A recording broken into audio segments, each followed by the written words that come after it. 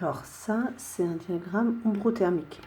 Ça permet de voir le climat d'un lieu, d'une ville ou d'une région.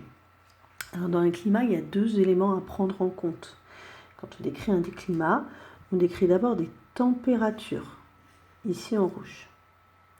Et puis on décrit aussi des précipitations, côté droit, là, en bleu.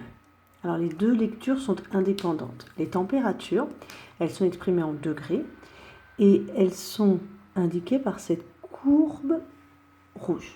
Là, elle est plutôt orange, mais d'habitude, elle est rouge. Et la lecture des températures se fait sur cet axe vertical à gauche.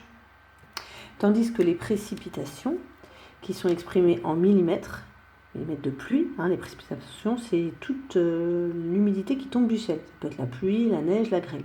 Bon, dans le climat qui nous intéresse ici, ce sera essentiellement de la pluie. Donc ce sont les rectangles bleus, bleu pour la pluie, on retrouve le langage cartographique habituel, et on va lire donc les millimètres de pluie sur cet axe à droite, celui qui est écrit ici en bleu. D'accord ? Alors vous remarquerez que les deux axes ne sont pas gradués de la même manière.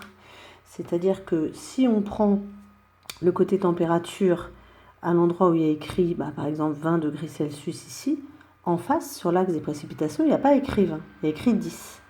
Donc si on se trompe d'axe, la réponse, elle sera fausse, parce que ce n'est pas le même nombre qui est écrit de l'autre côté en face, ce n'est pas la même graduation. Donc il ne faut pas se tromper d'axe pour trouver la bonne réponse. Alors le troisième axe, celui qui est horizontal, là en bas, c'est un axe qui va se lire de gauche à droite. Vous aurez remarqué qu'on a ici les 12 mois de l'année. Donc on commence avec janvier et on finit ici avec décembre. Vous pouvez compter, il y a 12 écarts et 12 rectangles bleus, plus ou moins grands, pour symboliser les précipitations qui sont tombées chaque mois. Donc c'est pour ça que sur votre feuille, vous avez un tableau avec les 12 mois qui sont remis. Alors on va faire l'exemple de janvier. Alors janvier, c'est là, d'accord, c'est le premier mois. Alors pour les températures, ça va être facile parce qu'on est pile collé sur l'axe où on va devoir lire.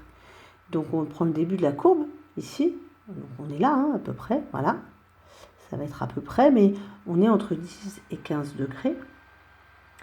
Et on n'est pas à la moitié, donc on est en gros à 12 degrés Celsius pour le mois de janvier.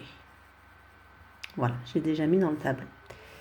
Maintenant, occupons-nous des précipitations. Alors, ça va être plus compliqué parce que donc c'est les précipitations, c'est le rectangle bleu qui est ici, mais on ne va pas lire sur l'axe rouge parce que c'est celui des températures. On va être obligé d'aller lire de l'autre côté, là-bas.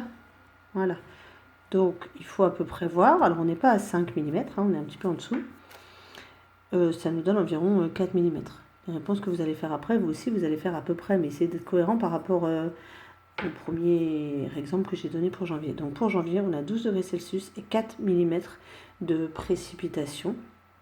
À vous de reprendre pour le mois de février et de remplir toutes les autres cases jusqu'en décembre.